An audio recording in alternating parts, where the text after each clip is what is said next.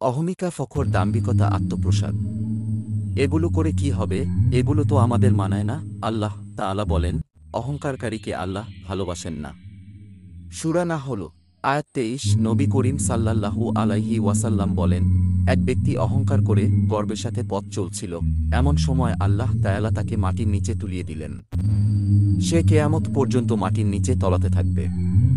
বুখারী ও নাসাই।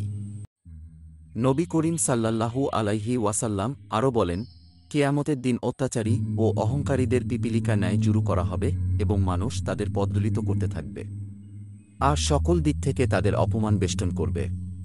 তিরমিজি ও নাসাই। কোনো এক বুজুর্গ বলেছেন, সর্বপ্রথম যে পাপ দ্বারা আল্লাহকে অমান্য করা হয়েছিল তা হল অহংকার। আল্লাহ তাআলা বলেন, স্মরণ করো যখন ফেরেশতাদের বললাম আদমের প্রতি নত হও, তখন ইবলীস ব্যতীত সকলই নত হল। সে অমান্য করল ও অহংকার করল, ফলে কাফিরদের অন্তর্ভুক্ত হয়ে গেল। সূরা বাকারা ৩৪। নবী করিম সাল্লাল্লাহু আলাইহি ওয়াসাল্লাম বলেন, যার মধ্যে অনুপরিমাণ অহংকার থাকবে সে জান্নাতে প্রবেশ করবে না। মুসলিম। আল্লাহ বলেন, আল্লাহ তাআলা কোনো উদ্ধত অহংকারীকে ভালোবাসে না। সূরা লোকমান ১৮। হাদিস কুরসিতে আল্লাহ তাআলা বলেন, মাহাত্ম্য ও বুজুর্গি আমার পরিধেয় বস্ত্র এবং গর্ব আমার চাদর। যে ব্যক্তি এই দুটি বিষয়ে আমার সাথে ঝগড়া করবে, আমি তাকে জাহান্নামে নিক্ষেপ করব। মুসলিম শরীফ। মুসলিম শরীফে নবী করিম সাল্লাল্লাহু আলাইহি ওয়াসাল্লাম একটি ঘটনা বলেছেন।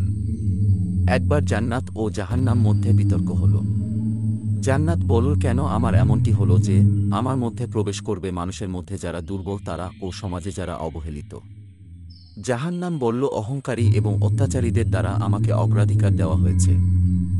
আল্লাহ তাআলা তাদের মধ্যে একটা বলে মীমাংসা করে দিলেন যে, হে জান্নাত, তুমি আমার রহমত, যার প্রতি দয়া করব তাকে তোমার মধ্যে প্রবেশ করাব। তিনি জাহান্নামকে বলেন, তুমি আমার গজব, যাকে আযাব দিব তোমার মধ্যে প্রবেশ করাব। তোমাদের উভয়কে পরিপূর্ণ করে দেব। ইসলামী সংক্রান্ত আরও ভিডিও পেতে আমাদের এই চ্যানেলটিকে অনুগ্রহ করিয়া সাবস্ক্রাইব করে দিবেন। ধন্যবাদ।